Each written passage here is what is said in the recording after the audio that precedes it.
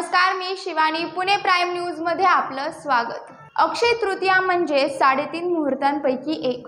आज पुण्यातील प्रसिद्ध दगडूशेठ गणपतीला 11,000 आंब्यांचा महानैवेद्य दाखवण्यात आलाय. सर्वांचे आराध्य दैवत असलेल्या लाडक्या गणरायाभोवती आंब्यांची आकर्षक आरास करण्यात आली आहे. गणपती मंदिराच्या प्रवेशद्वारापासून ते गाभाऱ्यापर्यंत रंगीबेरंगी फुलांची सजावट करण्यात आली आहे. अशा मंगलमय वातावरणात स्वराभिषेकातून अक्षय तृतीयेच्या निमित्ताने गणरायाचरणी गायिका मनीषा निश्चल आणि सहकाऱ्यांनी गायन सेवा अर्पण केली. पहाटे ब्राह्मणस्पती सुप्त अभिषेक करण्यात आला.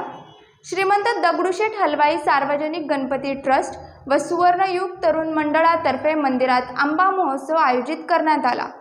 त्यानंतर आंब्यांचा हा प्रसाद ससूनमधील रुग्ण, वृद्धाश्रम, अनाथ आश्रम येथील मुले तसेच गणेश भक्तांना देण्यात येणार आहे.